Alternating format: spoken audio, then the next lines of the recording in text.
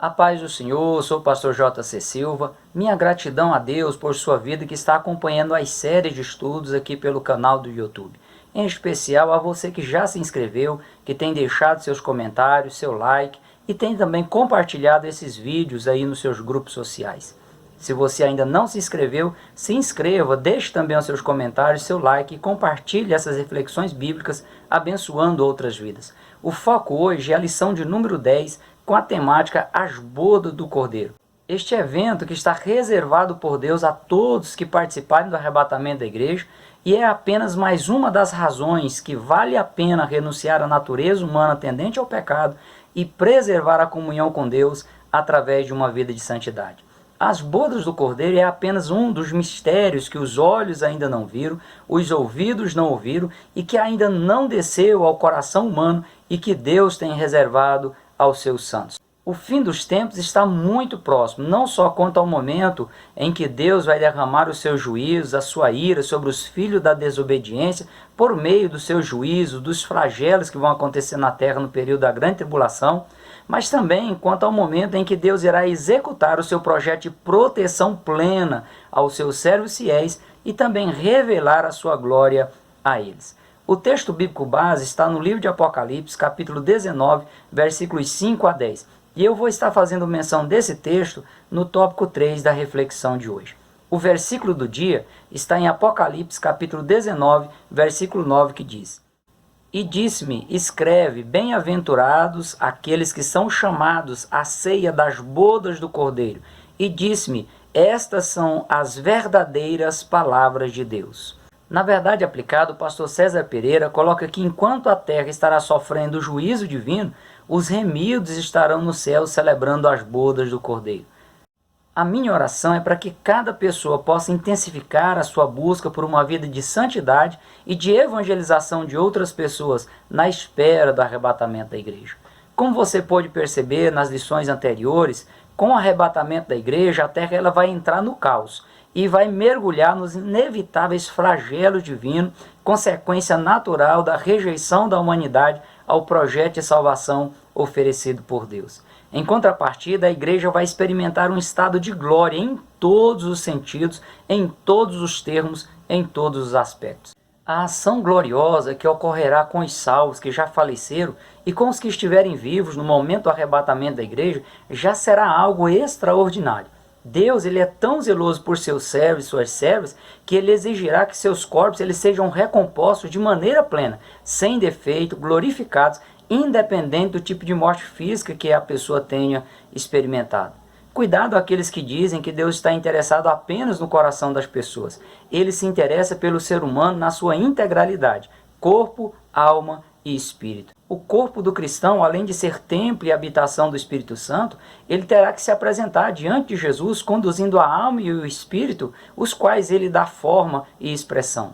A chegada triunfal da igreja para encontrar com Jesus nos ares será outro detalhe extraordinário, outro detalhe glorioso. Salomão, no livro de Cantares, falando aí de sua noiva, a Sunamita Abizag, uma representação da igreja, da noiva do Senhor Jesus Cristo, ele retrata um cenário de grande admiração na chegada da noiva para o encontro com o noivo. Dá a impressão de um grande público. No caso aqui do arrebatamento da igreja, esse grande público será composto pelos anjos, que vê a noiva e se expressa com grande admiração, dizendo: Quem é esta que sobe do deserto como colunas de fumaça, perfumada de mirra, de incenso e de toda sorte de pós aromáticos? Quem é esta que aparece como a alva do dia, formosa como a lua, brilhante como o sol, formidável como um exército com bandeiras? Quem é esta que sobe do deserto e vem encostada tão aprazivelmente ao seu amado? A igreja, a noiva do Cordeiro de Deus, gloriosa, sem máculas, nem ruga, nem coisa semelhante, santa e irrepreensível, ela se apresentará ao noivo, conduzida pelo Espírito Santo de Deus na sua última ação em prol da igreja na dispensação da graça, para que ela fique ao lado do Senhor pelos séculos dos séculos. O acesso ao gozo do Senhor, ele consiste em Jesus Cristo recompensar seus servos e suas servas, além da salvação eterna já concretizada. Na parábola dos 10 talentos de Mateus capítulo 25, versículos 14 a 30, foi dito aos 2 trabalhadores que receberam 5 e 2 talentos e os multiplicou: Bem está, servo bom e fiel, sobre o pouco foste fiel, sobre o muito te colocarei. Entra no gozo do teu Senhor. O termo gozo, ele fala de um estado de prazer em seu nível máximo, uma alegria sem palavras para descrevê-la, uma satisfação plena. Considerando que tudo ocorrerá aí no ambiente celeste, o nível de prazer, de alegria, de satisfação será algo nunca visto, algo fora do comum, acima dos limites do raciocínio humano. Infinitamente superior aí às grandes alegrias experimentadas no ambiente terreno e humano nos dias de vida aqui na Terra. Esse cenário ele combina bem com Apocalipse, capítulo 21, versículos 4, versículo 25, a parte B, e capítulo 22, versículo 5, que diz: Deus limpará de seus olhos toda lágrima, e não haverá mais morte, nem pranto, nem clamor, nem dor, porque já as primeiras coisas são passadas. Ali não haverá noite, e não necessitarão de lâmpada, nem de luz do sol, porque o Senhor Deus os alumia, e reinarão para todo sempre. Todos esses fatores descritos aqui nesse texto são coisas que provocam tristeza, provocam ansiedade, depressão, medo, angústia e desesperança. A partir do momento em que a igreja for arrebatada para encontrar com o Senhor nos ares, esses eventos que provocam dores e tristezas, eles serão parte do passado e nem sequer serão lembrados. Além da transformação incrível que acontecerá com os salvos no momento do arrebatamento da igreja, assim que a igreja colocar os olhos em Jesus glorificado, na sua esplêndida recepção, o apóstolo João diz que os salvos serão semelhantes a Jesus, porque assim como ele é, os salvos o verão. A presença espiritual de Jesus na igreja já torna a igreja gloriosa, sem mácula, sem ruga, sem coisa semelhante, santa e irrepreensível. Imagine você a presença real e visível de Cristo com a igreja. Será algo indescritível. Esse deve ser aí um momento desejado e esperado por todos os cristãos, por todas as pessoas que professam a sua fé em Jesus. Mas para que esse momento seja possível, cada pessoa precisa se preparar de forma adequada, observando rigorosamente a exigência bíblica de que, sem uma vida de santidade, ninguém terá condições de ver o Senhor. Ser santo ou viver uma vida de santidade é viver separado para Deus, sem se deixar contaminar pelas questões mundanas, ainda que todos à sua volta estejam contaminados, ou que você conheça alguém, até mesmo dentro da igreja, que pratica essas coisas mundanas. Você precisa ter uma vida santa, uma vida separada para Deus. Eu acredito que ninguém gostaria de receber aí em sua festa de casamento uma pessoa suja, com as roupas rasgadas e também uma pessoa fedida. Pensa na hipótese de no dia do seu casamento, o seu noivo ou a sua noiva se apresentasse assim por exclusiva decisão pessoal. Se as pessoas humanas, cheias de falhas, de defeitos, de imperfeições são assim, por que Jesus teria que aceitar alguém se apresentar diante dele contaminado pelo pecado, com as suas roupas espirituais rasgadas e com o mau cheiro da iniquidade e ainda querer ficar com Jesus na eternidade? Após a recepção da igreja por Jesus, todos os salvos, antes de acessar as bodas do Cordeiro, terão que se apresentar diante do tribunal de Cristo. O julgamento que será realizado nesse tribunal não será para dizer se as pessoas que foram arrebatadas serão salvas ou não. Todos os que fizerem parte do arrebatamento da igreja já estarão na condição de plenamente salvos. O tribunal que tratará do julgamento para a leitura de sentença de condenação, sentença de punição, de prisão eterna, será o tribunal do trono branco, conhecido também como juízo final, o que não é o caso aqui. A expressão tribunal de Cristo está em Romanos capítulo 14, versículos 10 e 2 Coríntios capítulo 5, versículo 10, onde o apóstolo Paulo ele exorta os cristãos tendo em vista a disputa entre as pessoas nas igrejas em Roma e em Corinto, e que ainda hoje acontece dentro das igrejas. Paulo ele é enfático em dizer aos cristãos que todos havemos de comparecer diante do tribunal de Cristo, que será um tribunal de anúncio de recompensa, momento em que os salvos eles vão receber o galardão por suas obras realizadas na terra, de forma fiel, conforme a vontade de Deus. Cada ação de um cristão na terra, como a igreja de Jesus, tem a sua qualidade e tem também a sua intensidade. As motivações que estão por trás, elas são responsáveis por essa qualidade e pela intensidade de cada ação ou de cada reação de uma pessoa. Não basta agradar as pessoas e se fazer passar por um cristão autêntico na terra. É preciso agradar a Deus, convencê-lo de forma espontânea, de forma sincera, que as motivações, aquelas motivações que estão por trás das ações ou das reações, elas visam a glória de Deus. Em 1 Samuel, capítulo 16, versículo 7, diz que o Senhor disse a Samuel: não atentes para a sua aparência, nem para a altura da sua estatura, porque eu tenho rejeitado, porque o Senhor não vê como vê o homem, pois o homem vê o que está diante dos seus olhos, porém o Senhor olha o coração. Jeremias, capítulo 17, versículo 9 e 10 diz: enganoso é o coração mais do que todas as coisas, e perverso, quem o conhecerá?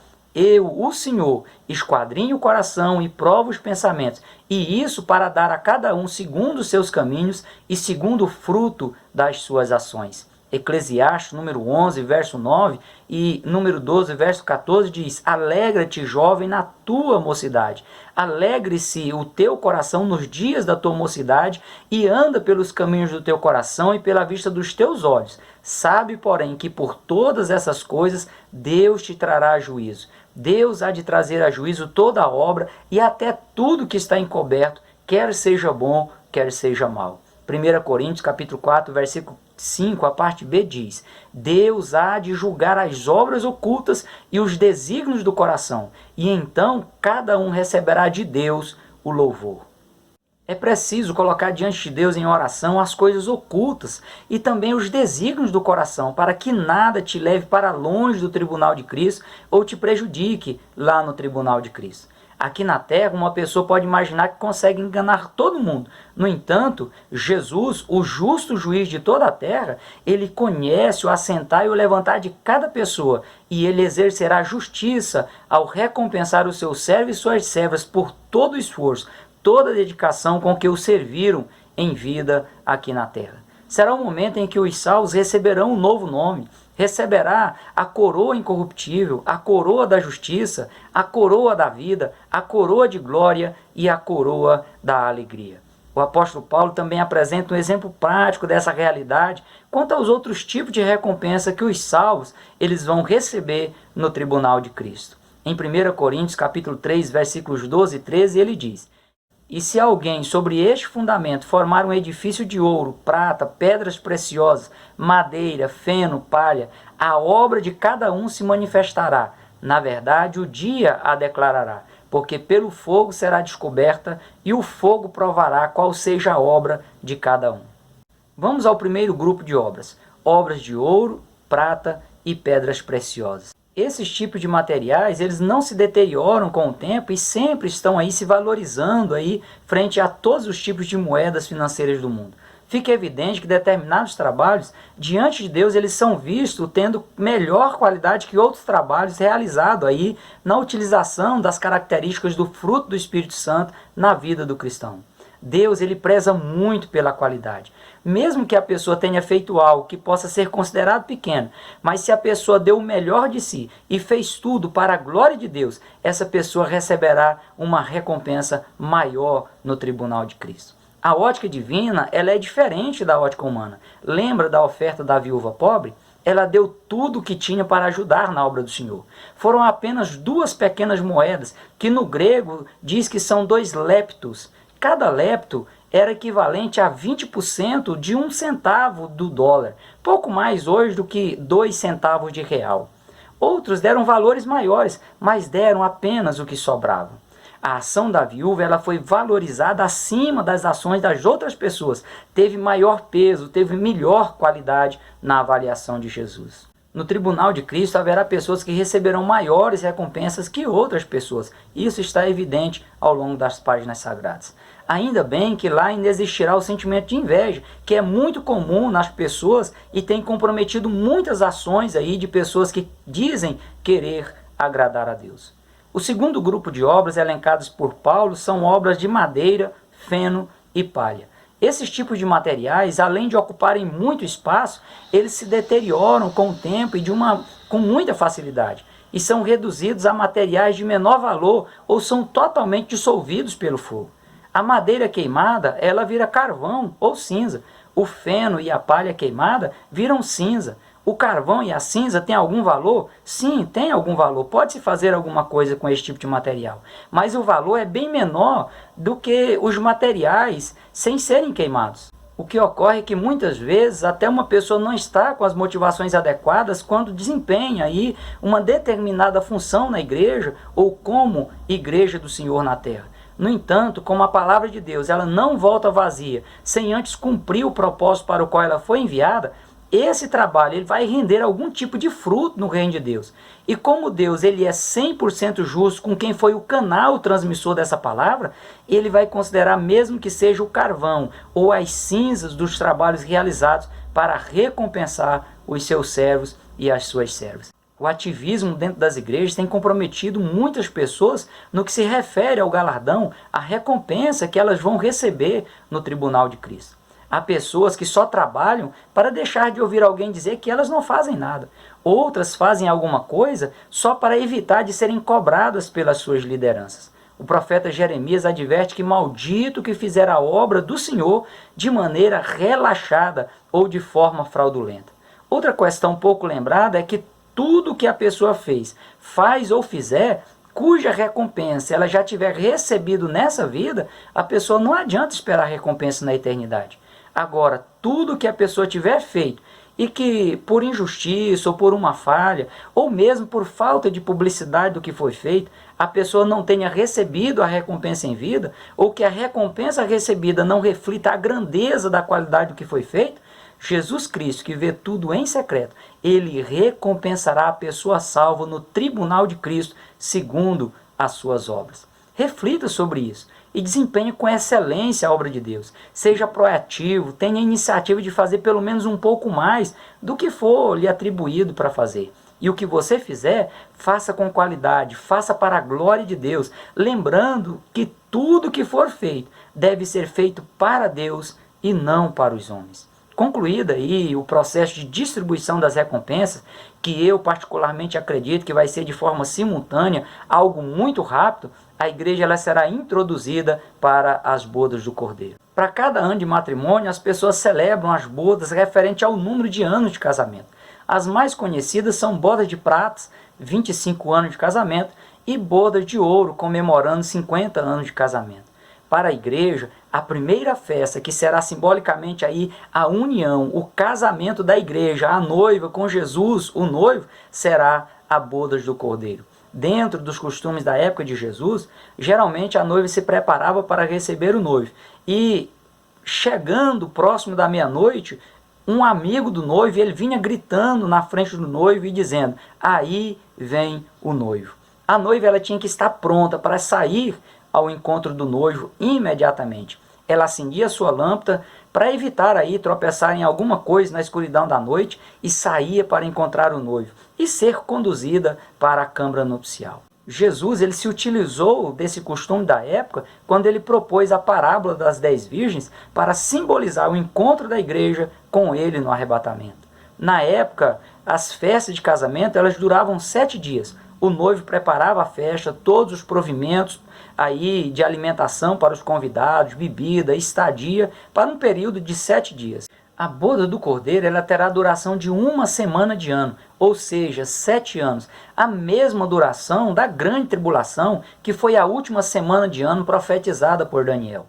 Apocalipse capítulo 19, versículos 5 a 9, relata sobre esse evento. E saiu uma voz do trono que dizia: louvai o nosso Deus, vós todos os seus servos, e vós que o temeis, tanto pequenos como grandes.